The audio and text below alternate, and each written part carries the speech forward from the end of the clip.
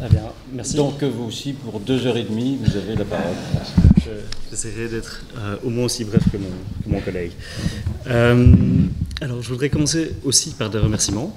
Remerciements donc pour les organisateurs de ce colloque passionnant, à la fois pour leur vraiment charmante invitation et aussi en fait pour le titre qu'ils m'ont suggéré, donc la propriété comme objet du constitutionnalisme d'origine. Titre que je me suis empressé d'accepter parce qu'en fait il m'a semblé immédiatement très stimulant. Je précise quand même que j'ai quand même juste vérifié qu'une approche en théorie politique sur le sujet leur convenait. Donc c'est plutôt ma perspective, apparemment ça a été le cas, j'espère que ce sera toujours le cas après mon intervention. Mais donc, titre stimulant, pourquoi ? Eh bien, parce qu'il me semblait qu'il attaquait au moins deux dimensions de manière relativement distincte, notamment en interrogeant cette réalité, finalement, c'est quoi ce constitutionnalisme ?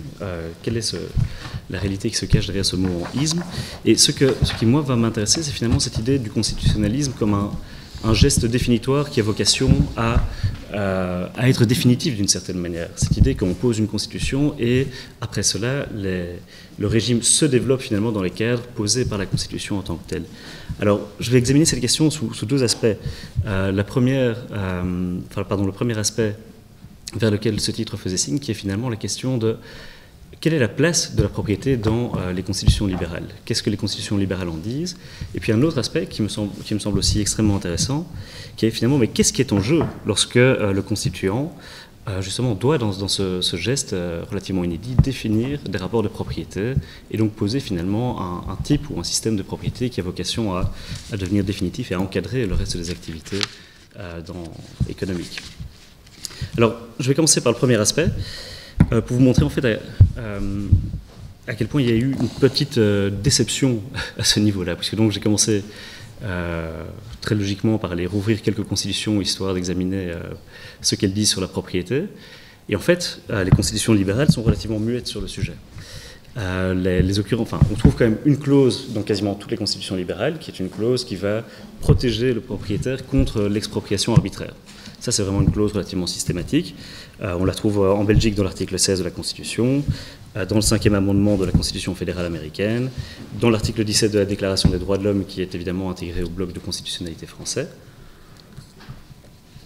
Donc cette clause-là, on la retrouve un petit peu partout, mais c'est quand même pas énorme d'une certaine manière. Tout ce qu'on fait, c'est reconnaître, comme par la négative, qu'il doit bien y avoir un droit de propriété, puisque finalement on protège le propriétaire contre l'expropriation.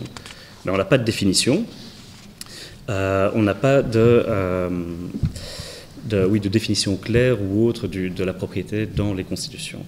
Alors dans le cas français, c'est encore un petit peu différent, puisqu'on a plusieurs occurrences quand même de la question de la propriété dans le bloc de constitutionnalité. Alors dans la Constitution en tant que telle, on a surtout l'article 34 qui traite de la propriété, mais en fait pour renvoyer la responsabilité de définir la propriété à la loi. Donc l'article 34 dit qu'il revient à la loi de déterminer, je cite, les principes fondamentaux du régime de la propriété, des droits réels et des obligations civiles et commerciales. Donc de nouveau, c'est finalement une clause qui va dédouaner la Constitution de la responsabilité de préciser ce qu'est cette propriété qui est reconnue pourtant.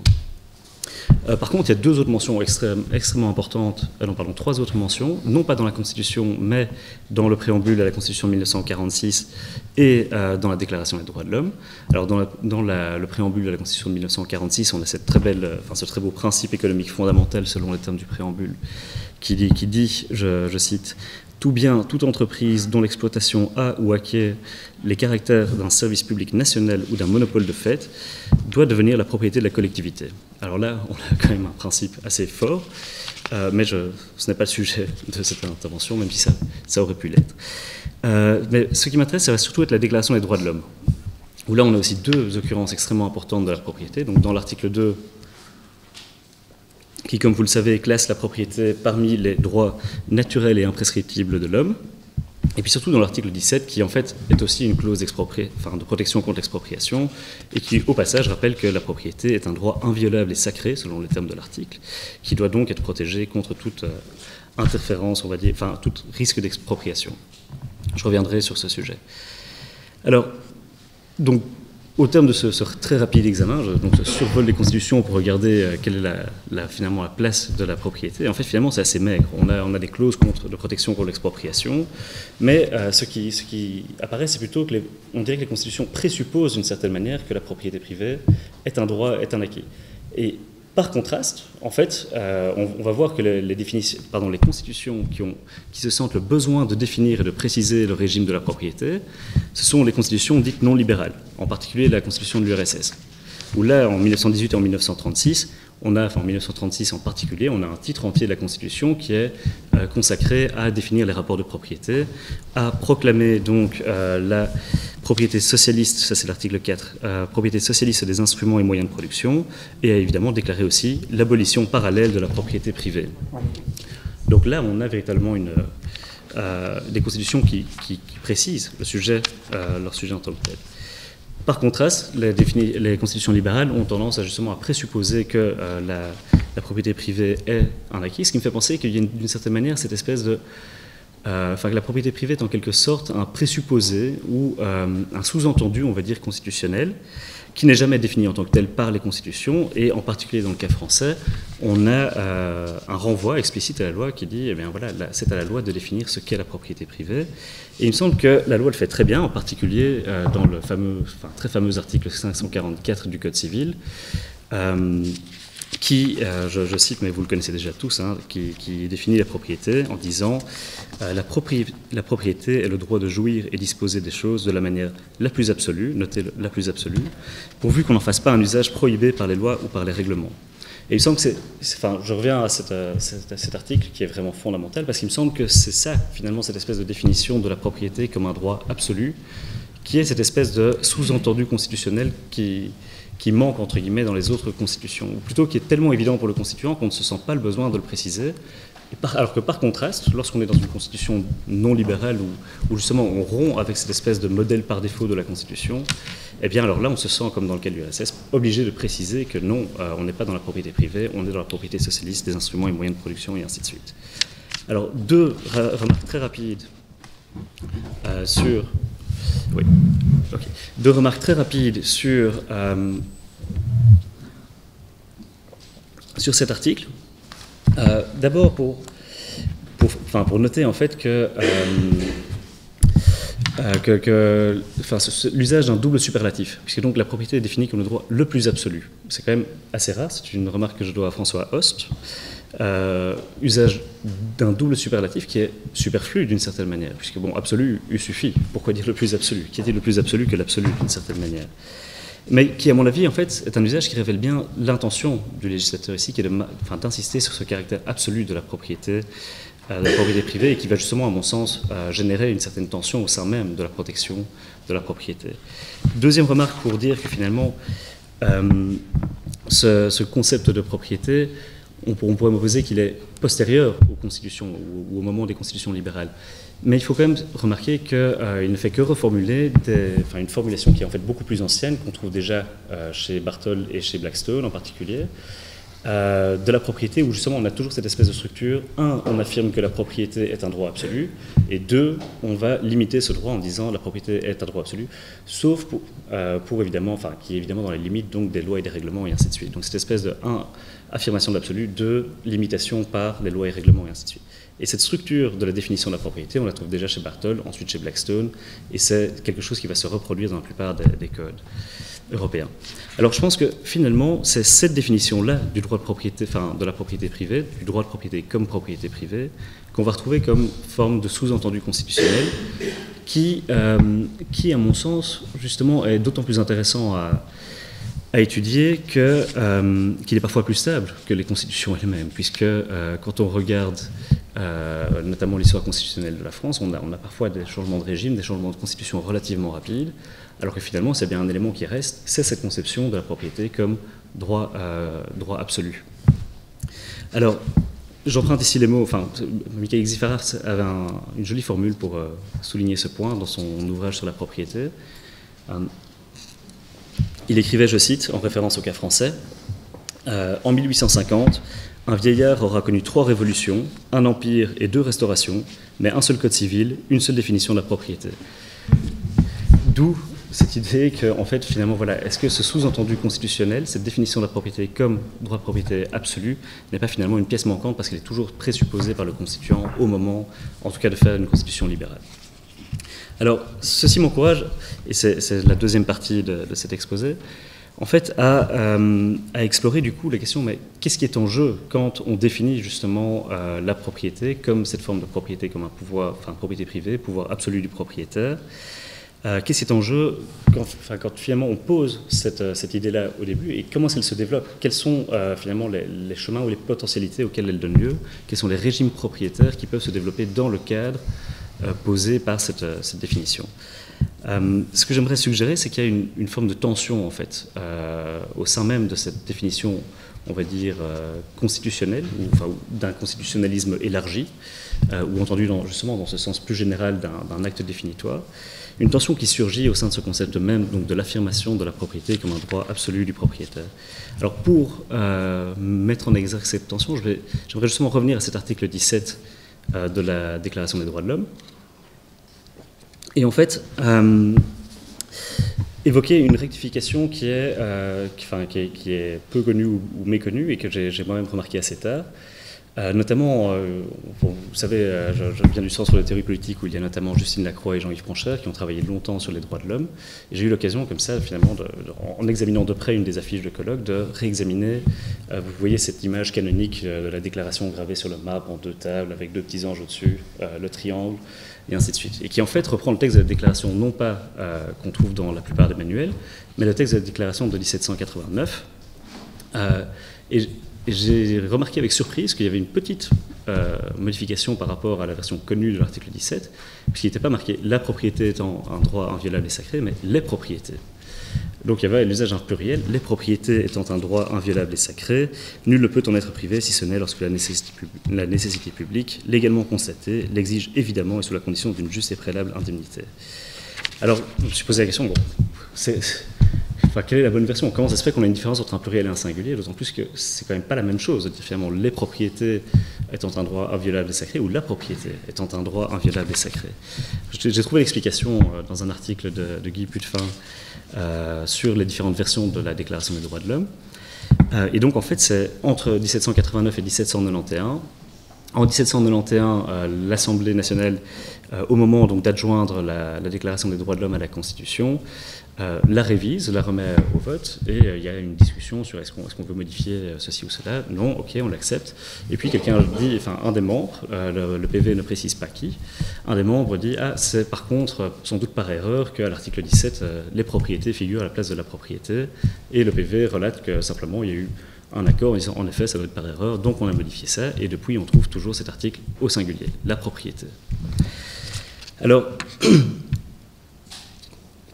si je parle de ce changement qui pourrait être en fait anodin, c'est parce que je pense qu'il n'est pas véritablement anodin. Je crois qu'il transcrit une montée en abstraction, en fait, une volonté de ne pas protéger les propriétés, ce qui pourrait sous-entendre finalement ces propriétés déjà établies, déjà déterminées, et ce qui pourrait en fait finalement être compris comme une clause visant à rassurer les propriétaires, en disant finalement voilà, les propriétés sont garanties, ces propriétés que vous possédez sont déjà garanties, mais à protéger plutôt la propriété. Et donc là on est plutôt finalement dans cet effort ou cette intention du constitutionnalisme d'origine, qui consiste à dire la propriété privée est garantie en tant que telle, et donc on ne protège plus les propriétés mais la propriété. Alors qu'est-ce que ça implique, cette montée en abstraction finalement, cette volonté de défendre un principe et non pas son instantiation dans ces propriétés-ci?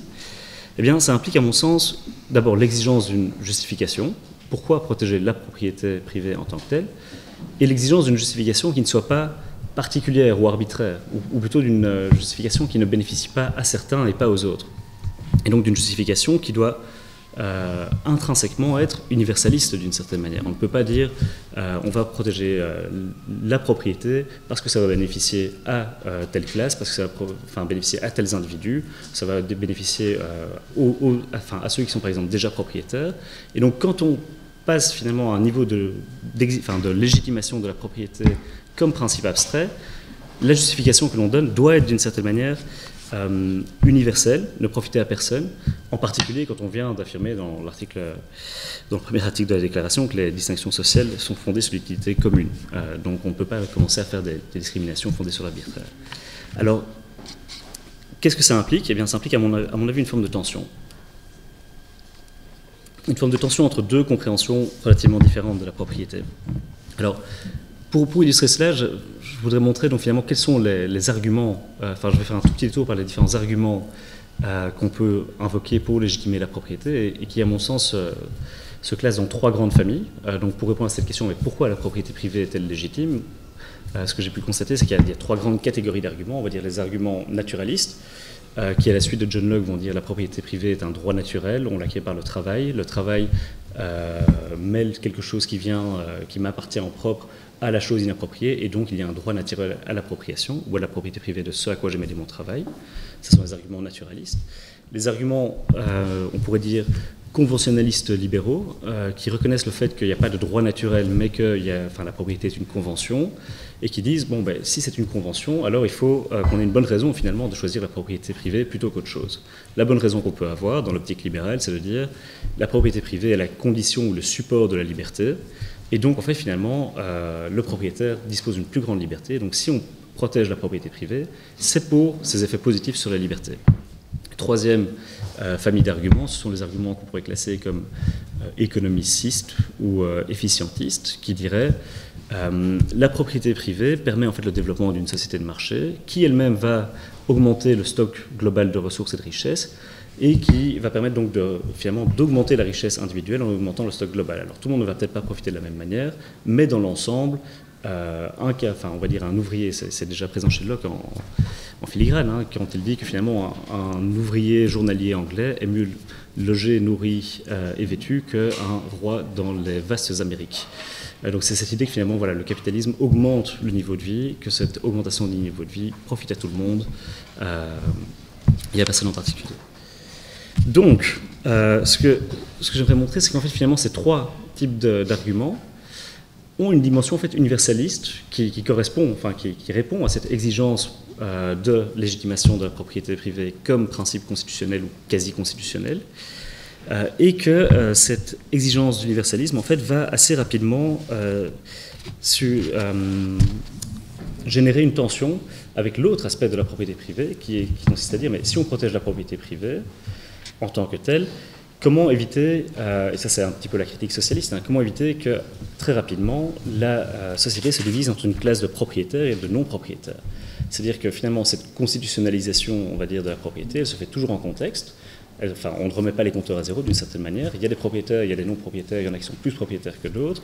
Et eu égard au fait qu'il y a une tendance des inégalités à se renforcer quand on protège la propriété privée, une tendance bien documentée par les auteurs socialistes, le problème c'est évidemment que dès lors qu'on protège la propriété privée, on va avoir ce développement des inégalités qui sont finalement le résultat du libre jeu du marché, et on se retrouve avec deux types d'individus, le propriétaire qui bénéficie justement des raisons, ou des bénéfices de la propriété, et le non-propriétaire qui en est privé parce qu'il n'a pas accès à la propriété.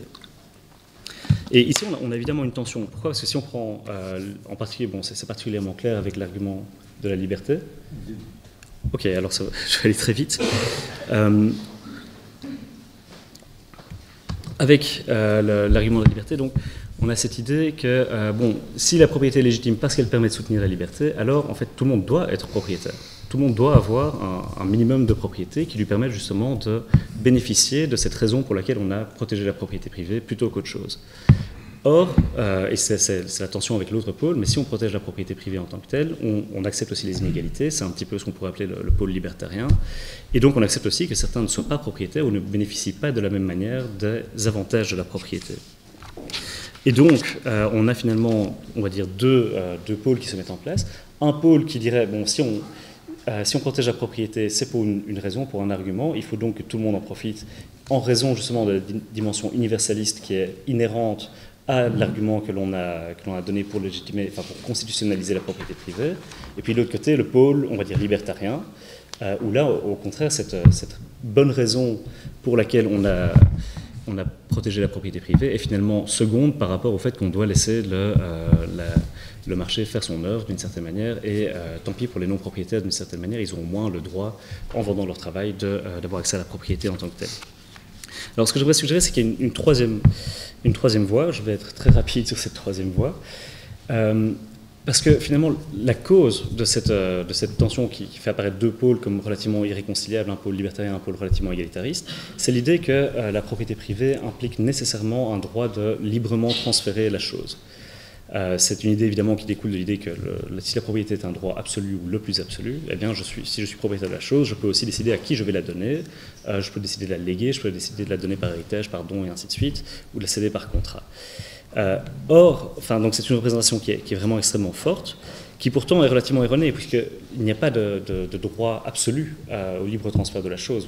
Vous ne pouvez pas faire don de votre fortune à une organisation terroriste, tout comme il y a des lois évidemment sur l'héritage, sur le legs et ainsi de suite. Donc ce n'est pas non plus un droit qui est complètement libre d'une certaine manière. Il y a déjà certaines restrictions qui existent.